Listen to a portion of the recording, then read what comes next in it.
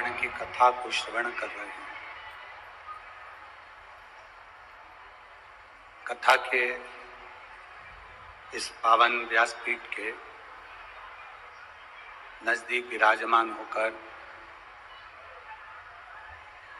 व्यासपीठ की शोभा बढ़ा रहे श्री श्री 1008 महामंडलेश्वर पूज्य महाराज जी, ददरहुआ धाम सरकार, कथा मंडप में विराजमान सभी संत वृंद, गुरुजन, साधुजन, तपस्वी जन, ब्राह्मण, महात्मा, योगी, सन्यासी, तपस्वी, साधक एवं लाखों की संख्या में पधारे ददरहुआ धाम की भूमि पर आप सभी श्रोता भाई बहन, कथा के मुख्य यजमान श्री अखिलेश जी तिवारी इटावा उत्तर प्रदेश से हैं, जिन पर भगवान शिव की कृपा, संत गुरु की कृपा और ददरहुआ श्री बालाजी सरकार की कृपा हुई।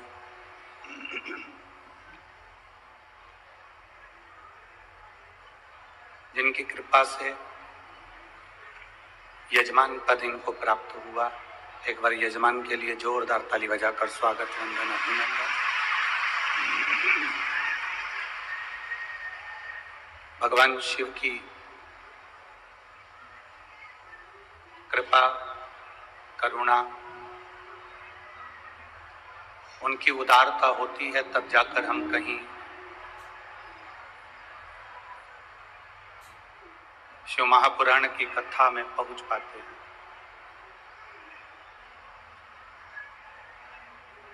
बाबा देवाधिदेव महादेव की कृपा बिना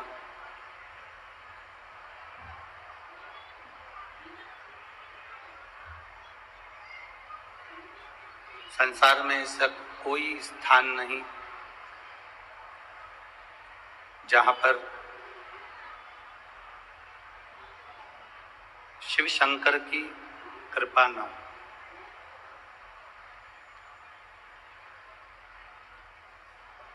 कल हमने कथा में एक बात कही थी कि जन्म लेना सरल है पर मृत्यु लोक में आना सरल है। जन्म लेना सरल है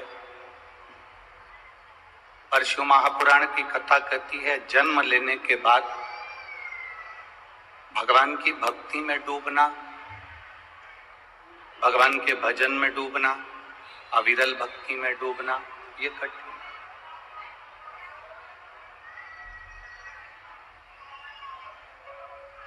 आप सब जो इस कथा पंडाल में विराजमान है, रोड पर बैठे हुए हैं, पीछे बैठे हुए हैं, जहां भी आप लोग विराजमान हैं, बैठे हैं, अपने आप को, आज खुद को आप धन्यवाद देना।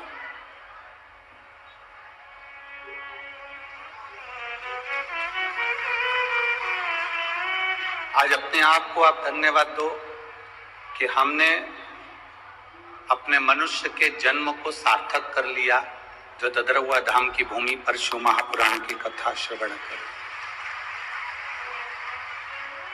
अपना जीवन हम सार्थक करते थे। शंभु शरणे पड़ी मांगू घड़ी रे, दुख काटो दया करी निदर्शन।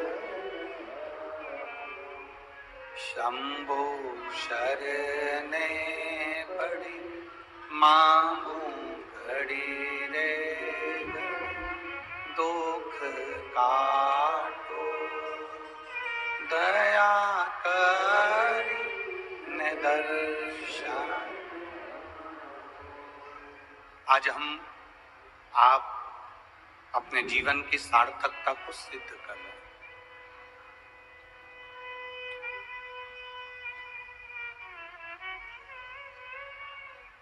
ऐसा कोई जन्म नहीं होता मनुष्य का जिस जन्म में मनुष्य के पति नहीं होता, पत्नी नहीं होती, बच्चे नहीं होते। जितने जन्म हो,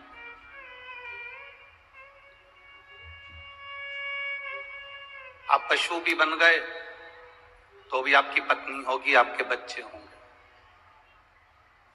पशु बनने के बाद भी आप भोजन करेंगे, पानी पिएंगे। आप श्वान बन गए, कुत्ता बन गए तो भी आपकी पत्नी होगी, पति होगा, बच्चे होंगे, भोजन करोगे, पानी पियोगे, घर होगा, सब कुछ होगा। चिड़िया बन गए, तोता बन गए तो भी आपकी पत्नी होगी, आपके बच्चे होंगे, आपका घर होगा, परिवार होगा। माथे का जुआ बन गए तो भी आपकी पत्नी होगी, आपके बच्चे होंगे, आपका परिवार होगा। खाओगे भी, पियोगे भी और रहोगे।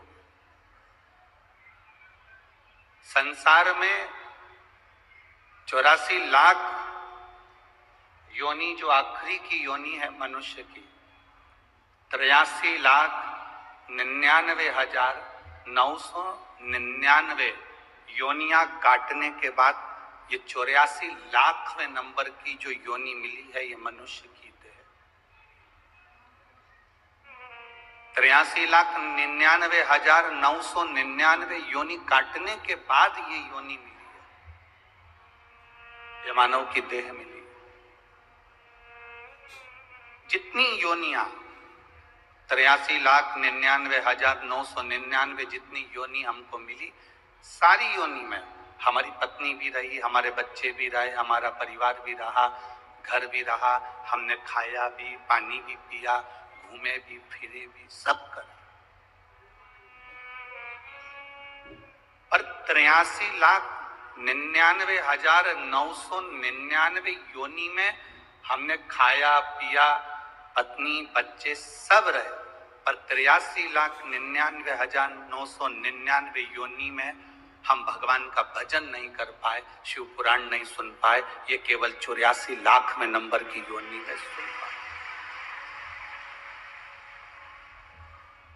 ये हमारी जो मनुष्य की देह है, जो ये मानव का शरीर है, इस योनि में हम सुन। मेरी जीजियों, हे मेरी भिंड की जीजियों और मेरे जीजाओं, बहुत दूर दूर से आप लोग आए हो।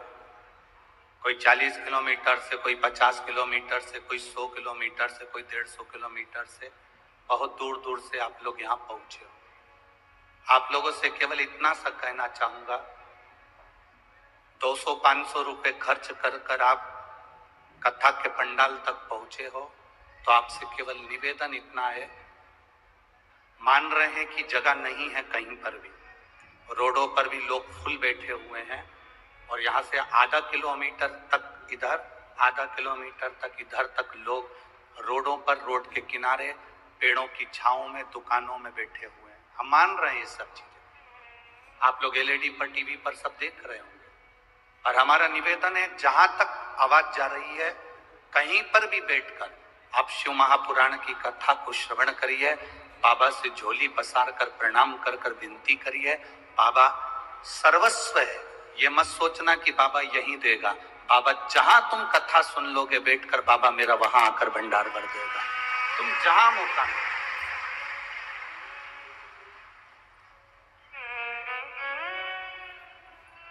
तुम्हारा जहां मन करे वहां बैठकर कथा सुनो और अपने जीवन को, बहुत 50 किलोमीटर 100 किलोमीटर दूर से आए हो, 100-500 रुपए 200 रुपए डीजल पेट्रोल खर्च कर कर गाड़ी का किराया लगा कर आए हो।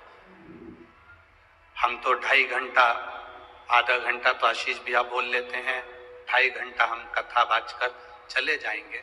पर हमारी तो विनती बाबा से इतनी सी है कि आप जो झोली लेकर आए हो, मेरा भोलेनाथ, मेरा ददरुआ सरकार आपकी झोली भर कर दिल से सुनो। पड़ोसन अगर बोले भी तो उसको सिर पे पल्लू रखकर उसके पांव पढ़ लो कि तू 3 घंटे के बाद बोल लेना, 4 बजे के बाद खूब बोल। और अभी मौन रहकर कथा का लाभ लीजिए। बड़ी मुश्किल से मिली है भिंड जिले को कथा। वो तो सरकार पूज्य गुरु जी का कोई हनुमान जी से प्रार्थना करी होगी और हनुमान जी महाराज की कृपा से ये कथा ददरौआ धाम तक पहुंची है। तो ये कुछ बाबा की कृपा है। 2024, 2024, 2025, 2026, 2027 तक कथाओं की बुकिंग है। कथाएं लाइन से हैं। वो तो कोई खाली होती है तो किसी ना किसी को मिल जाती है, किसी ना किसी रूप में बाबा करा लो। तो ये तो सरकार की कृपा, महाराज जी की अपने चंबल क्षेत्र वासियों के प्रति जो प्रेम है वो प्रेम यहाँ झलक रहा है। जो ये कथा ददरौआ क्षेत्र में हो, ये शिव कृपा।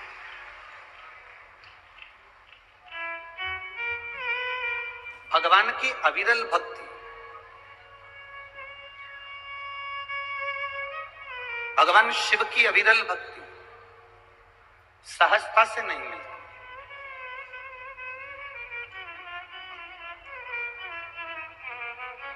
देखो कितना सुंदर कहा है, सती जैसा त्याग होना चाहिए, पार्वती जैसा तप होना चाहिए। सती जैसा त्याग हो, पार्वती जैसा तप, और नंदी जैसी प्रतीक्षा हो, तब जाकर मेरा महादेव आपको प्राप्त हो पाता है। शिव ऐसे ही नहीं प्राप्त हो जाता। सती जैसा त्याग। कोई कह रहा था माता सती ने अपने पति की निंदा नहीं सुनी। ना ना, शिव महापुराण की कथा में उमा खंड में लिखा गया, सती खंड में लिखा गया, सती अपने पति की निंदा नहीं सुनी। ये बात नहीं लिखा स्कंद पुराण में या शिव पुराण में। लिंग पुराण में भी यह वर्णन नहीं आया, कूर्म पुराण में भी यह वर्णन नहीं आया। शास्त्र में वर्णन आया सती अपने पति की निंदा से मतलब नहीं है। पुराण में लिखा है सती शिव की निंदा नहीं सुन सकी।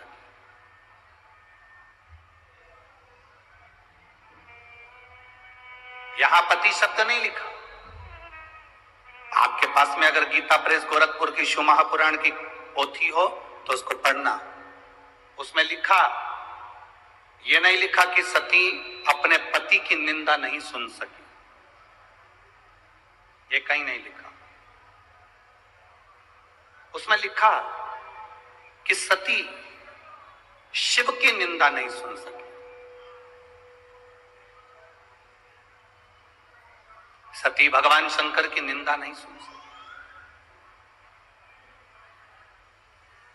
और आपसे भी निवेदन है, कहीं शंकर की निंदा हो रही हो, कहीं शंकर का अपमान हो रहा हो, कहीं शिव के लिए अपशब्द कहे जा रहे हो, कहीं शंकर भगवान के लिए आड़ा टेढ़ा बोला जा रहा हो, वहां से उठकर चल दो। वहां हमें नहीं बैठना। रामायण किस किसने पढ़ी है और रामायण किस किसने सुनी है और रामायण टीवी पर किस किसने देखी है? हाथ उठाओ जरा। सबने देखी है, सबने सुनी है, सबने पढ़ी है। धन्यवाद आपको कि आपने रामायण का अध्ययन किया, पढ़ा, स्मरण किया। रामायण में एक लंका में प्रवेश श्री हनुमान जी महाराज करते हैं तो लंकनी से मिलन होता है।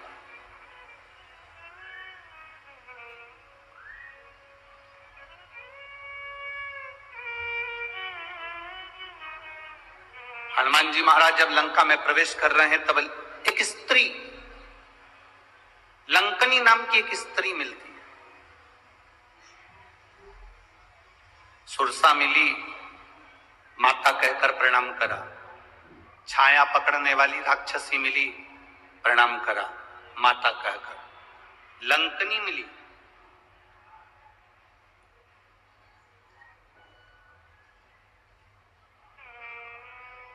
क्या हमारा शास्त्र, क्या हमारा वेद, क्या हमारा पुराण ये कहता है कि स्त्री को मारा जाए या स्त्री को हाथ मारा जाए या थप्पड़ मारा जाए या गाली दी जाए? किसी वेद में, किसी पुराण में, किसी शास्त्र में ऐसा वर्णन नहीं है।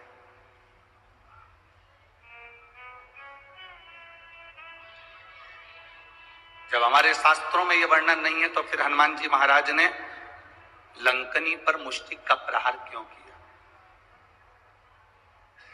जरा विचार करना। बहुत गहन शिव महापुराण की यह शंकर सुमन शिव महापुराण की जो कथा मिली है, ये पूरे विश्व के लिए मिली है। इस पर गहन चिंतन करना चाहिए।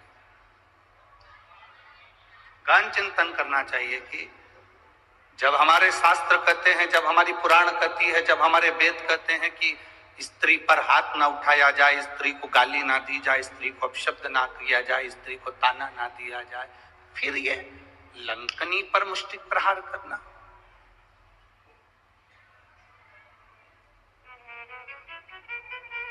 लंकनी पर मुष्टिक प्रहार। कौन है ये लंकनी? कौन है ये स्त्री जो लंका के दरवाजे पर खड़ी है और इंतजार कर रही है श्री हनुमान जी महाराज का कि एक वानर आएगा, मुझे स्पर्श करेगा, मेरे ऊपर मुष्टिक का प्रहार करेगा और मेरे प्राण छूटेंगे? कौन है ये? शिव की निंदा ना करें, शंकर की निंदा ना सुने। शंकर की निंदा कहीं हो रही हो, शंकर की निंदा कहीं चल रही हो, कोई शंकर के लिए अपशब्द कह रहा हो, तो बड़े से बड़ा विद्वान भी अगर शंकर की निंदा कर रहा हो तो वहां मत बैठना। हम तो यहां तक कहेंगे, कोई विद्वान से विद्वान व्यक्ति भी अगर शंकर की निंदा कर रहा हो तो उस कथा को छोड़कर चले जाना, अपने को नहीं सुनना, शंकर की निंदा ही नहीं सुनना। कोई शिव की निंदा करता मिल जाए तो बिल्कुल मत सुनो, वहां से उठकर चले। लंकनी कौन थी? ब्रह्मलोक के प्रथम दरवाजे की द्वारपाल थी ये लंकनी।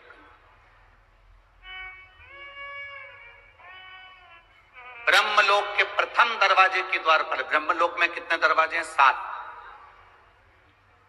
और ब्रह्मलोक के 7 दरवाजे में से प्रथम दरवाजे की द्वारपाल है लंकनी।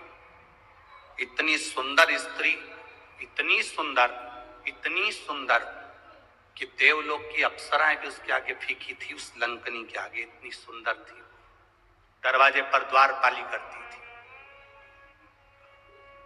जब माता ब्रह्माणी, ब्रह्मा जी की धर्म पत्नी कहीं जाती थी तो लंकनी उनका द्वार खोलती थी, क्योंकि 1 नंबर का दरवाजा माता ब्रह्मणी के आगमन और जाने के लिए था। ब्रह्मवैवर्त पुराण का ये चरित्र जीवन को सुख देने वाला। दरवाजा खोल देती है लंकनी। बड़ी सुंदर थी ये ब्रह्मलोक के पहले नंबर के दरवाजे की द्वारपाल, अप्सरा थी, बड़ी सुंदर। दरवाजा खोलती है, ब्रह्माणी निकल जाती है, दरवाजा बंद कर देती है, फिर आ जाती है। इसका काम था।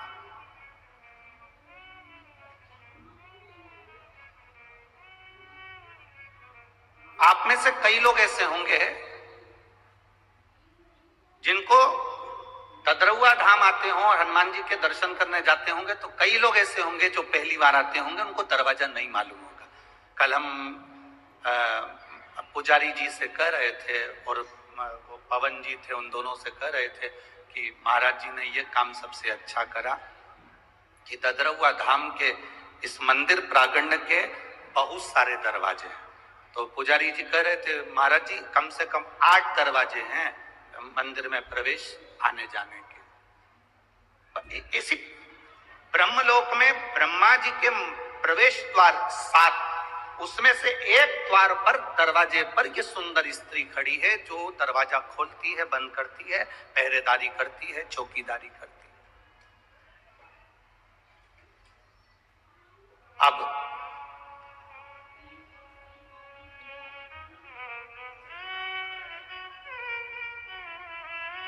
एक बार इंद्र एक दरवाजे से ब्रह्मा जी के पास जा रहे थे, भगवान नारायण ब्रह्मा जी के पास दूसरे दरवाजे से जा रहे थे, गरुण वरुण सारे देवता एक एक दरवाजे से जा रहे थे।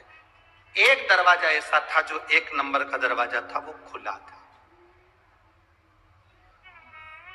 ब्रह्मा जी क्या सभा लग रही है, ब्रह्मा जी क्या सभा होने वाली है, ब्रह्मा जी क्या मीटिंग होने वाली है, सब देवता आमंत्रित हो रहे हैं और उसी आमंत्रण में भगवान शिव भी प्रवेश कर रहे हैं। कितनी सुंदर जगह वो लंकनी रह रही थी, कितनी सुंदर थी, एकदम सुंदर, अप्सराओं की तरह, बहुत सुंदर। दरवाजा खुला था, अगर दरवाजा बंद होता, उसमें ताला डला रहता तो महादेव वहां से दूसरी जगह चले जाते, पर दरवाजा खुला था। अब जैसे ददरहुआ धाम सरकार के दर्शन के लिए 8 दरवाजे हैं, हमने कल महाराज जी बताए तो हमको स्मरण में आया, पुजारी जी बोल रहे थे 8 दरवाजे। अब पहला दरवाजा, दूसरा दरवाजा, तीसरा दरवाजा, सब दरवाजे खुले हैं। जो दरवाजा इनको बंद करना होगा मत ताला लगा दे। ताला लगा दे तो कोई अंदर जाएगा क्या? जम के तो बोलो, जाएगा कोई अंदर? नहीं जाएगा। कोई वहां इंतजार करेगा कि दरवाजा खुलेगा तब मैं अंदर जाऊंगा? कोई नहीं इंतजार करेगा। ताला लगाए, कोई है नहीं, कोई नहीं आएगा, अपन दूसरे दरवाजे से चलो। पहले नंबर के दरवाजे पे पहुंच गए, दूसरे नंबर के दरवाजे पे पहुंच गए, तीसरे पे पहुंच गए। दर्शन करने के लिए जो दरवाजा खुला था उन दरवाजे पर अपन पहुंच गए। ब्रह्मा जी के यहां सारे दरवाजे फुल थे, 1 नंबर का दरवाजा खुला हुआ था। अगर ब्रह्मा जी को बंद करना था या ब्रह्माणी को बंद करना था तो इस दरवाजे में भी ताला लगाकर रखना था, तो शिव वहां नहीं जाते, उनको नहीं मालूम था। पहली बार ब्रह्मलोक में प्रवेश करे, प्रवेश करते से ब्रह्मलोक में जैसे ब्रह्मा जी के उस लोक में प्रवेश कर रहे थे, शिव जी ने देखा कि कौन सा दरवाजा खाली है, उस द्वार में से भगवान शंकर प्रवेश करने लगे। जैसे ही प्रवेश करा, प्रवेश करते से उस द्वारपालिनी ने शिव जी को रोका।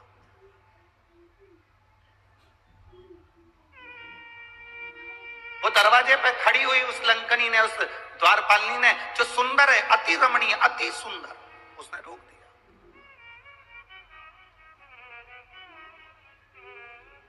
अब शिव ओगढ़दानी इस दरवाजे से प्रवेश क्यों कर रहे हैं? शंकर भगवान इसलिए प्रवेश करे क्योंकि इसी दरवाजे से भगवान विष्णु भी गए थे, इसी दरवाजे से इंद्र भी गए थे, इसी दरवाजे से कुबेर भी गए थे। तब इस सुंदर स्त्री ने उनको नहीं रोका, पर जैसे ही देवाधिदेव महादेव दरवाजे पर आए, आते से ही उस सुंदर स्त्री ने महादेव को साधारण सा पुरुष जाना और आवाज लगा कर कहा, ए बाबा, आवाज लगा कर कहा, ए बाबा। ये भस्म रमाकर, गले में सांप पटक कर, जटा बांधकर, त्रिपुंड लगाकर, रुद्राक्ष पहनकर कहां अंदर जा रहे हो? वो साधारण स्त्री शंकर भगवान को जानती थी कि ये शिव है। वो स्त्री जानती थी, अप्सरा जानती थी कि ये शंकर हैं, पर शिवजी सोने का मुकुट पहनकर नहीं आए थे, शिवजी अंबर पीतांबर पहनकर नहीं आए थे। शंकर भगवान एकदम सिंपल, एकदम साधारण, एकदम सहज आए थे।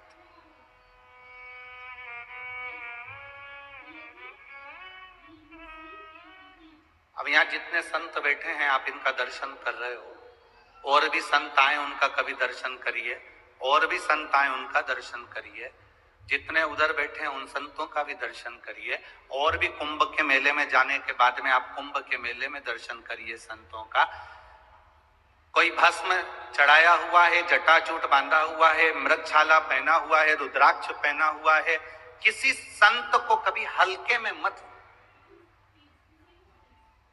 हमने कह दिया ये बड़े हैं, वो छोटे हैं, ये बड़ा है, वो छोटा, ना ना ना ना, कि हमारी दृष्टि है कि हम बड़ा छोटा करते। संत, साधु, गुरु और अग्नि, अग्नि देखिए, आग कभी छोटी नहीं होती। आग घास के फूले पर, कपड़े में, कागज में छोटी सी चिंगारी भी पटक दो, पूरा मकान जलाकर राख कर देती है, पूरा मकान। संत, साधु, गुरुजन, ब्राह्मण जन, अग्नि साधारण नहीं होती, छोटी से छोटी अग्नि भी पूरे मकान को जलाने की सामर्थ्यता रखती है। छोटे से छोटा संत भी राम नाम, कृष्ण नाम, शिव नाम में डूबा रहता है कि दुनिया के पाप को जलाने की सामर्थ्यता रखता है। हम उसको ले लेते हैं हल्के में। नहीं, साधारण संत तो होंगे, हाउ पंडित जी का छोरा होगा, हाउ ऐसा होगा, हाउ वैसा होगा। ना ना ना,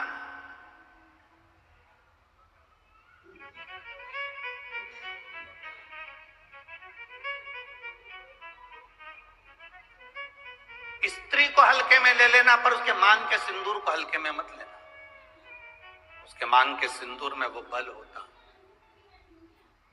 महाराज, जब स्त्री हाथ में सिंदूरा लेती है ना, आपके इधर कैसे सिंदूर लगाते हैं हमको तो नहीं मालूम, पर सुहागन स्त्री जिसकी शादी हो गई, वो स्त्री जब अपने हाथ में सिंदूरा लेती है, स्त्री कभी भी सिंदूर जब लगाती है तो सिंदूर की डब्बी को कहीं रखकर नहीं लगाती, हमेशा याद।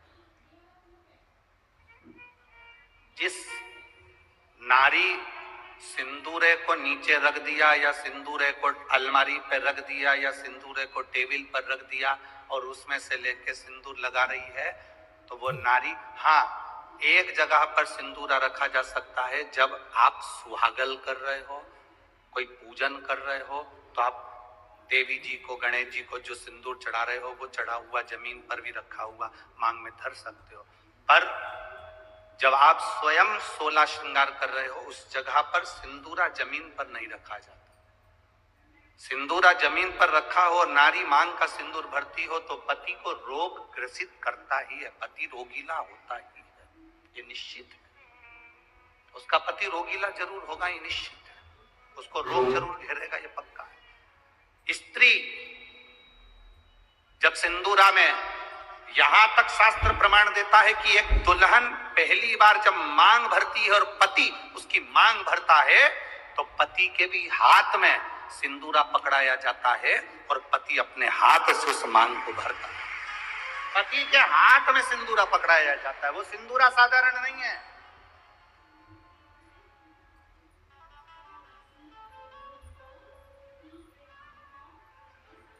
आप में से कोई कोई ऐसी आलसन हो सकती हैं, कोई ना कोई ऐसे आलसी हो सकते हैं कि तब ड्रॉज खोली, उसमें रखा था, उसी में से निकाल के और भर ली और उसी में रख दिया। ऐसी कहीं कहीं की मिस इंडिया हो सकती है, ऐसी कहीं कहीं की। पर मेरा विश्वास कहता है, भिंड जिले की तो नहीं कह सकता कि ऐसी होगी। भिंड जिले की जितनी होंगी हाथ में सिंदूरा लेकर सिर पर मांग भरने वाली, सिंदूरा हाथ में लेकर। तो स्त्री को हल्के में ले लो, पर उसके सिंदूर को हल्के में नहीं ले सकते। सिंदूर में वो बल होता है।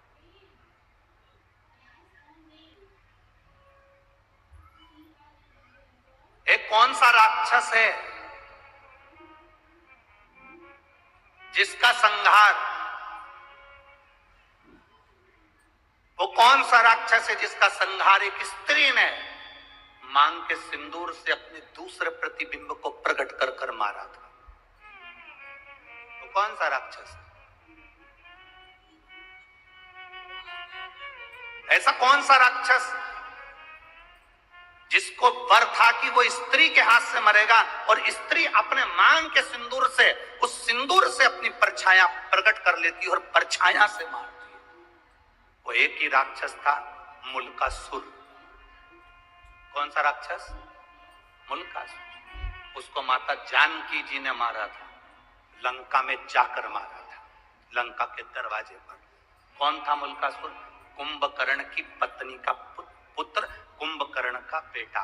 कुंभकर्ण की जो पत्नियां थी उसमें से एक करकटी थी जिसका पुत्र भीम था। उस भीम को शिवजी ने मारा था तो वो भीमा शंकर बन गया था। और कुंभकर्ण का एक बेटा था मुल्कासुर, जो जन्म लेने के बाद मूल में हुआ था तो उसको भिगवा दिया गया था, जिसको सीता जी ने मारा था, माता जानकी जी ने मारा था। मांग के सिंदूर में कितना बल होता है।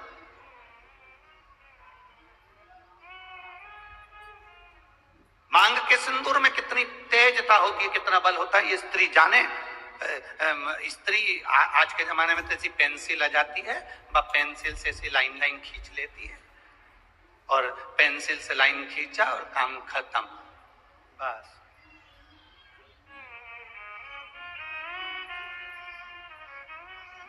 नहीं नहीं भाई,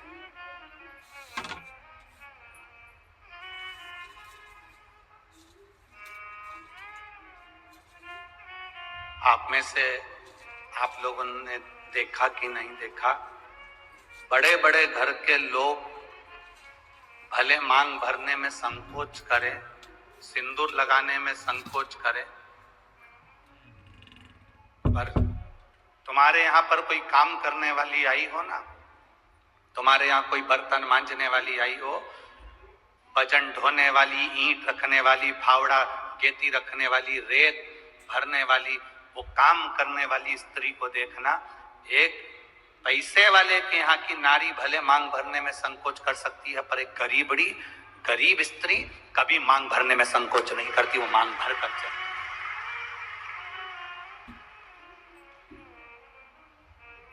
आपके यहाँ कोई बर्तन मांजने वाला आते हो, आपके यहाँ कोई झाड़ू लगाने वाली आती हो, आपके यहाँ कोई पोछा लगाने वाली आती हो, आपके यहाँ तगाड़ी ढोने वाली आती हो, वो स्त्री मांग में सिंदूर भर कर चलती है।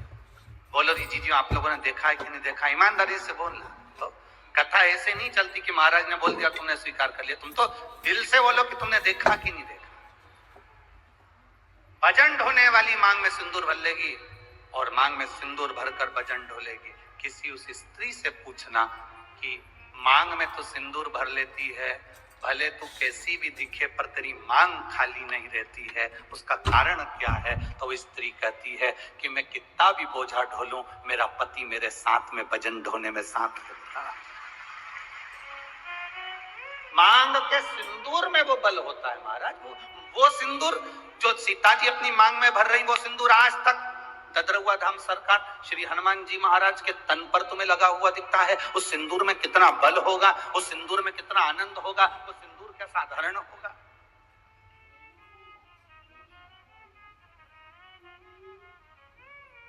उसको पहचान, उसको जान।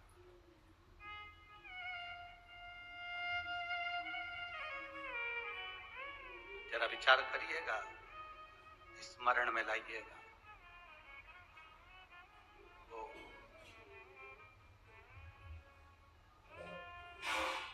मांग का सिंदूर इतना प्रबल होता है, वो कहे ना, वो मुल्कासुर की वो कथा आती है,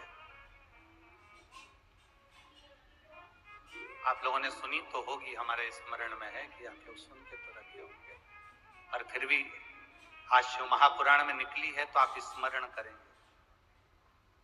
कुंभकर्ण का बेटा मुल्कासुर मूल में पैदा हो गया।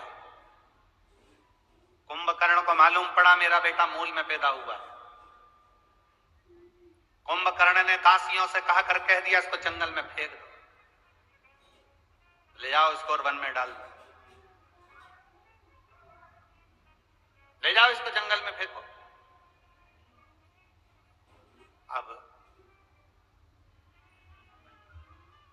उस बच्चे को ले जाकर जंगल में फेंक दिया। मूल में हुआ था, जंगल में फेंका। जंगल में फेंका, एक मधुमक्खी ने उस बच्चे को देख लिया। मधुमक्खी ने जब बच्चे को देखा कि कोई बच्चा रो रहा है और बिलख रहा है, इसके घर के लोग उसको यहां पटक कर चले गए। मधुमक्खी ने अपने छत्ते को छेदित कर दिया।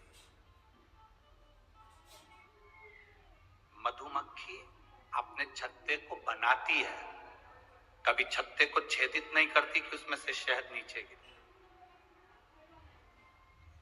कभी छेदित नहीं करती मधुमक्खी अपने छत्ते को, बनाती है छत्ता पर छेदित नहीं करती। छत्ता बनाएगी पर छेदित ना करेगी, छेदित ना करेगी।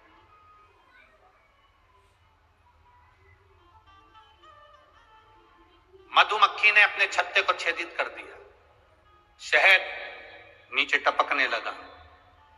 वो जो मुल्कासुर था, कुंभकर्ण का जो बेटा था मुल्का, वो नीचे सोया था, रो रहा था, मुंह में शहद उसके जाने लगा। मुल्का धीरे धीरे धीरे धीरे रोना बंद कर दिया। दूसरी मधुमक्खी आ गई, तीसरी मधुमक्खी आ गई। बहुत सारी मधुमक्खियों ने उस बालक को पाल पोस कर बड़ा करा और उसका नाम मुल्का, कुंभकर्ण का बेटा है। कुंभकर्ण के दोनों बेटों का चरित्र बड़ा विचित्र है। एक करकटी से पैदा हुआ भीम, जिसको शिव जी ने मारा था तो भीमा शंकर, मेरे भोलेनाथ का 12 ज्योतिर्लिंग में से एक ज्योतिर्लिंग भीमा शंकर बना। और दूसरे नाम पर यह मुल्क, ये मुल्का। अब मुल्का बड़ा हो गया, मधुमक्खियों ने पाल पोस कर बड़ा करा, तो मधुमक्खी कोई माता मानता था, मधुमक्खी कोई पिता मानता था। एक मधुमक्खी से उस मुल्का ने पूछा, मां, अब देखो हमारा सनातन धर्म कितनी सुंदर बात कहता है, मानो तो मैं गंगा मां हूं, ना मानो तो बहता पानी। आप अगर एक पाषाण को, एक पत्थर को भी पूज रहे हो तो वो पत्थर भी तुम्हारी नैया पार कर सकता है जिसकी तुम पूजन कर रहे हो। सनातन हिंदू धर्म में है क्या? आपका विश्वास सनातन हिंदू धर्म को मजबूत करता है। शिव महापुराण की कथा क्या देती है? शिव महापुराण की कथा क्या देती है आपको? विश्वास, भरोसा, दृढ़ता। एक पत्र आया है, देखिए।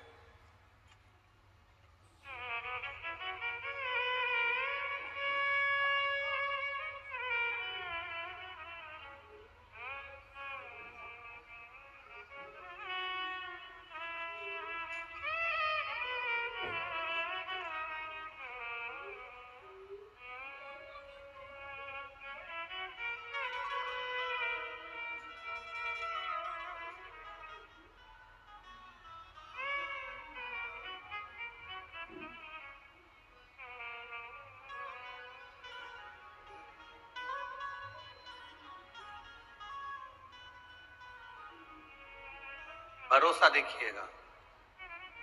गुरुजी 13 साल से संतान नहीं थी। मैं बाबा का क्या वर्णन करूं गुरुदेव। ये पत्र में हरि सरकार मारुति नंदन महाराज मिश्रा जी के हाथ से भेज रही। जिनने पत्र भेजा है वह आप ही लेके आए महाराज जी, एक बार हाथ हिला दीजिए। ये पत्र मैंने महाराज जी के हाथ से भेजा है। मैं दिल्ली से लाइव देख रही हूँ इस कथा को। ददरवा धाम सरकार के चरणों को नमन करती हूँ। गुरुदेव, ये पत्र में हनुमान हरि सरकार मारुति नंदन महाराज जी मिश्रा जी के माध्यम से भेज रही हूँ। गुरुदेव, 13 साल से मेरे यहाँ बच्चे नहीं थे। मैं बाबा का क्या वर्णन करूं। मेरे पति दिल्ली पुलिस में एसआई के पद पर तैनात है। मेरा नाम वीर सिंह यादव है, मेरी पत्नी का नाम मंजू यादव है। मैं जिला भिंड के थाना मो तहसील गोहद ग्राम धमूरी, जो ददरवा धाम से मात्र 2 किलोमीटर की दूरी पर स्थित है, वहां का रहने वाला। मेरे यहाँ संतान नहीं थी। मैं बाबा को क्या वर्णन करूं गुरुदेव। सब जगह गए, कोई सुख ना मिला। तब शिव जी पर एक लोटा जल चढ़ाना प्रारंभ करा। तब मेरी पत्नी ने मुझसे कहा, तो मैंने मेरी पत्नी से कहा, क्या शंकर जी पे जल चढ़ाने से औलाद हो जाती है, संतान हो जाती है? अगर ऐसा होता तो पूरा विज्ञान फेल हो जाता, पूरा साइंस फेल हो जाता। फिर भी गुरुजी, मेरी पत्नी मुझे रोज पानी का लोटा हाथ में पकड़ाती, मैं शिव जी को चढ़ाता। डॉक्टरों ने तो 13 साल से जांच करी और हर बार यही कहा कि तुम्हारे यहाँ कभी संतान नहीं होगी। मेरी पत्नी और मैं शिव जी को जल चढ़ाकर वहीं बैठकर पी लेते। आपने कहा था नंदी के पास बैठकर शंकर का दर्शन करा करो और शिव जी से जो कहोगे नंदी सुनेगा और वो देगा। सफेद आंकड़े की जड़ का प्रयोग करा, शिव जी पे चढ़ा हुआ जल पीना प्रारंभ करा। बाबा की कृपा क्या होती है गुरुदेव। 16 अक्टूबर 2023 के दिन सोमवार को मेरे यहाँ पुत्र रत्न की प्राप्ति हुई है। मैं बाबा को दंडवत करता हूं, प्रणाम। बेटी महाराज प्रणाम। आपको शिव कृपा इसी को कहते हैं। केवल एक सनातन हिंदू धर्म ऐसा है, भारत की भूमि पर सनातन धर्म ऐसा है जो पत्थर में भी प्राण देता है। सनातन हिंदू धर्म केवल ऐसा है जो विश्वास को पक्का करता है, भरोसे को दृढ़ करता है और परमात्मा का दर्शन करता है।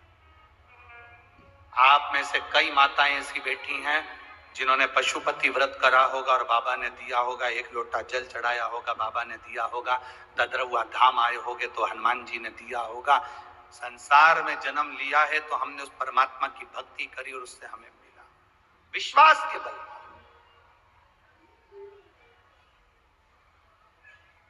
हम तो आपसे मिलते भी नहीं हैं, आप सरकार से पूछ लेना, या पुजारी जी हो, पवन भैया हो, या इस ददरुआ धाम के जितने सेवादार हो उनसे पूछना, सीओर वाला महाराज अपना कमरा छोड़कर बाहर तक नहीं निकलता, और जितने गार्ड लगे हों वहां पुलिस विभाग के लोग लगे उनसे पूछना।